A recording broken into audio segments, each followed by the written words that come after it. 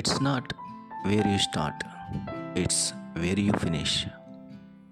It's not where you start, it's how you finish.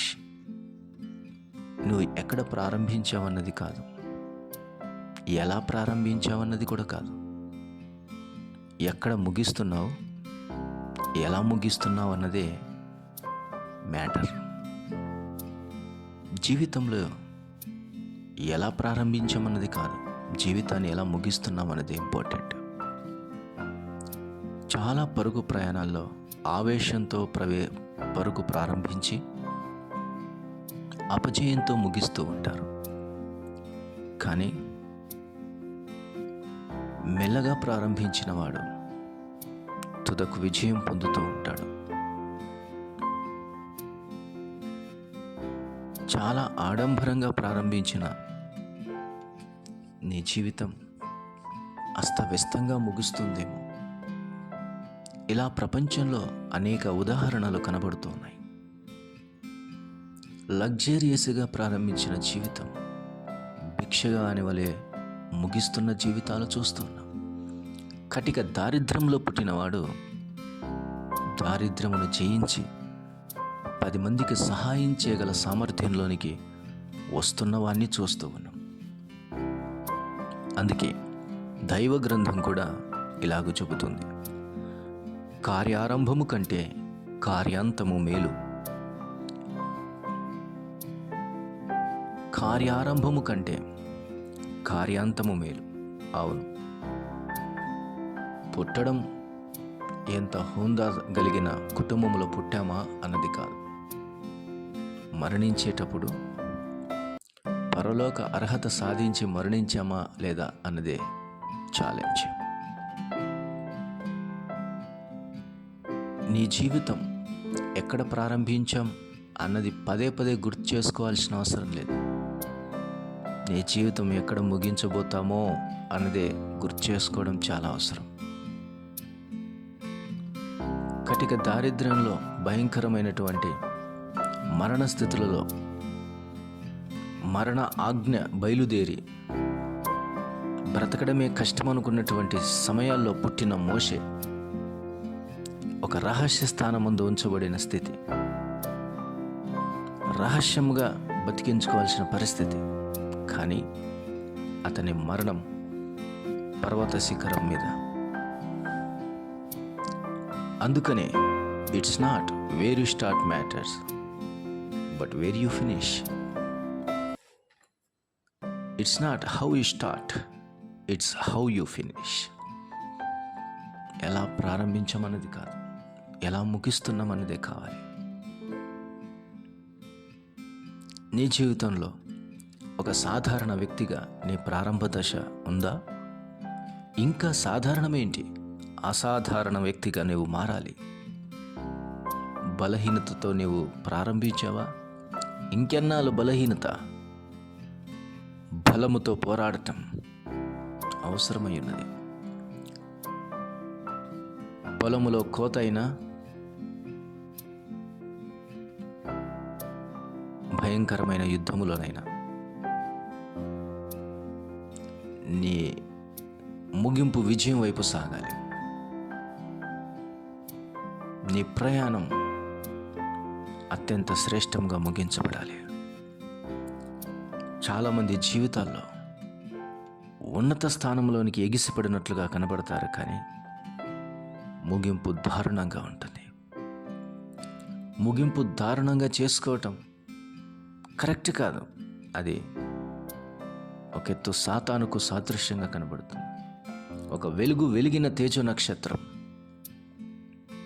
ఒక మూలన పాతాళంలో ఒక మూలన పడవేయబడినట్లు చూస్తున్నాం. ఒక వెలిగిన సాతాను పాతాళంలో ఒక మూలన పడవేయబడటం ఎంత ఘోరం. అలాగూ కాదు, నీ జీవితంలో ముగింపు శ్రేష్టంగా ఉండాలి. ఒడిదుడుకులతో మాట తప్పి రెల్లువలే ఉన్నటువంటి పేతురు దేవుని కొరకు, ప్రభు కొరకు హతసాక్షిగా మారాడు. ఆయనను చూస్తే నేను నమ్మను అని అపనమ్మికలో ఉన్నటువంటి తోమా హతసాక్షిగా ముగింపు. ఇలాగూ అనేక బలహీనతల మధ్యలో ప్రారంభించిన జీవితం రోషంతో ముగించారు. నీ పరుగు ప్రయాణం శ్రేష్ఠ ముగింపు వైపుకు సాగాలి. నీ జీవిత ప్రయాణం ఉన్నత మరణం వైపు సాగాలి. నీ పందెపు పరుగు విజయం వైపు సాగాలి. నీ కార్య తీర్మానం మేలుకరముగా ముగింపు చేయటానికి సాగిపోవాలి. ఎక్కడో ప్రారంభించావు కార్యం, ఎక్కడ ముగించాలో తెలియట్లేదు. ఎక్కడో ప్రారంభించావు జీవితాన్ని, ఎక్కడ ముగించాలో తెలియట్లేదు. నీ దేవుని అడుగు, ముగింపు మార్గాన్ని చూపిస్తాడు. నీ ప్రభు మీద ఆధారపడు, శ్రేష్ఠ ప్రాంతానికి ఆయన నిన్ను నడిపిస్తాడు. ఉన్నతమైన ముగింపు నీ జీవితంలో కావాలి. అవును, ప్రభు కొరకు ఏదైనా ప్రారంభించావా? ఎందుకు ముగింపు వైపు సాగటం లేదు? జీవితంలో ఒక మంచి కార్యాన్ని ప్రారంభించావు, ఎందుకు ముగింపు వైపు సాగటం లేదు? మంచి ముగింపు వైపు సాగటం లేదు ఎందుకని? ఎక్కడో మార్గం తప్పిపోతూ ఉన్నాం, ఎక్కడో చీకటికి కలవరపడుతున్నాం, ఎక్కడో మాయోపాయాలు కపటోపాయాల వైపు మనసు తిప్పుతూ ఉన్నాం, ఎక్కడో సాతాను డైరెక్షన్కు మెల్లగా టర్న్ అవుతున్నాం, ఎక్కడో చీకటి పిలుపులకు మన పాదములు త్రిప్పుతూ ఉన్నాం.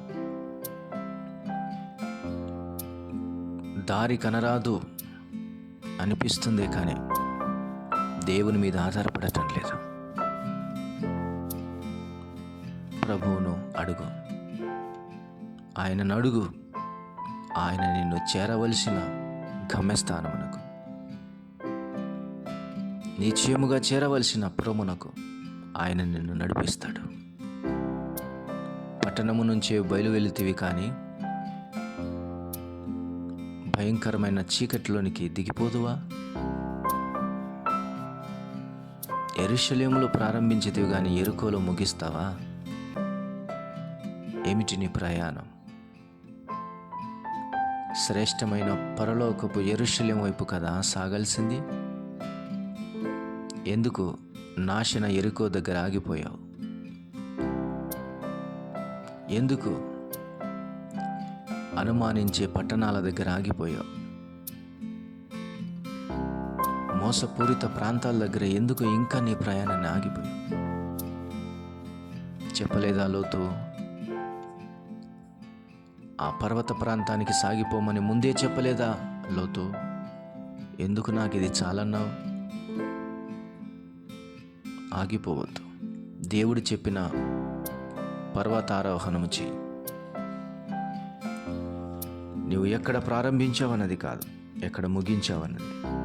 విశ్వాస జీవితంలో గమ్యస్థానం ప్రభు పర్వతం కావాలి. ఆ పరిశుద్ధ పర్వతం మీద నీ ప్రభు ఉన్నాడు. ఎక్కిపో. అబ్రహామును పిలిచాడు బలి కొరకై, రా పైకి అని. మోషేను పిలిచాడు సహవాసం కొరకు, రా పైకి అని. పర్వతముల మీదికి పిలిచేవాడు ప్రభు. తనకిష్టమైన ముగ్గురిని పిలిచాడు కొండ మీదికి, రా రూపాంతర కొండ మీదికి రండి అని. ఎక్కడో సముద్రపు మడుగు దగ్గర చేపలు పట్టుకున్న వారి జీవితం రూపాంతర కొండ మీదికి తీసుకొని పోయాడు. ఇది ప్రభు ప్రయాణం. కానీ చాలామంది కొండ మీద ప్రారంభించిన వారు అగాధంలో దిగిపోతూ ఉంటారు. ఏమిటి దౌర్భాగ్యపు పరిస్థితి? ఇది కాదు కదా ప్రభు నిన్ను పిలిచిన కారణం. ఇది కాదు కదా ప్రభు నీకు చెప్పిన ప్రయాణం. ఇది కాదు కదా ప్రభు నీకు ఇచ్చిన కార్యం. కార్యాంతము రోషం వలె ఉండాలి. కార్యాంతము విజయంతో కూడినదై ఉండాలి. కార్యాంతము దేవుని మహిమకరంగా ఉండాలి. స్టెఫనీ యొక్క ముగింపు ప్రభు లేచి నిలబడి పరలోక స్వాగతం చెప్పేంత రెస్పెక్ట్ఫుల్గా ఉంది. నువ్వు విజయంతో నువ్వు ముగించాలనేదే దేవుని కర్తవ్యం, దేవుని యొక్క ఆశ. నీ కార్యము ఎక్కడ ఆగిపోతుందో ఒక్కసారి తొంగిచూడు. రాజరికంలో పుట్టినవారు కుక్క చావు చచ్చారు. కుక్కలాంటి బ్రతుకు అనిపించుకున్నవారు సింహము వలె ముగించారు. ఏది నీ ముగింపు? ఏది నీ కార్యాంతం? ఏది నీ తీర్మాన ముగింపులు? ఏది నువ్వు అనుకున్న దాన్ని సాధించేటటువంటి గమ్యస్థానం? Once again remember, it's not where you start, it's where you finish. It's not how you start, it's how you finish. ఎక్కడ ప్రారంభించావన్నది కాదు, ఎక్కడ ముగించావన్నది కావాలి. ఎలా ప్రారంభించావన్నది కాదు, ఎలా ముగించావన్నదే కావాలి. ఆలోచన చేయి. ఇంకా నీ చేతుల్లో ఉంది. ముగింపు ఇంకా ముందున్నది. ఇంకా గమ్యస్థానము రాలేదు. ఇంకా కార్యాంతము రాలేదు. ఇంకా జీవితాంతము రాలేదు. ఇంకా పరుగు ముందుంది. ఇప్పుడే ఆలోచన చేయి. మరలా దారిలోనికి వచ్చి మరలా నీవు పునరుద్ధరించబడి ఇలాగ అడుగు, నా పూర్వస్థితి నాకు మరలా దయచేయి నాయనా, మా పూర్వస్థితి మాకు దయచేయుమని భక్తుడు అడిగినట్లుగా నీవు కూడా అడుగు. ఆయన ఇచ్చుటకు ఇష్టపడుతున్నటువంటి దేవుడు. మరలా నీ పూర్వ వైభవాన్ని ఒకప్పుడు బాగానే ప్రారంభిస్తూ కానీ బలహీనతగా ముగించడానికి సాగిపోతున్నావు. ఒకప్పుడు రోషంతో ప్రారంభించావు కానీ దిగులుతో ముగించటానికి సాగిపోతున్నావు. ఎందుకని? ప్రభు అలాగూ ముగించటానికి ఎంతమాత్రం ఒప్పుకోడు సుమా.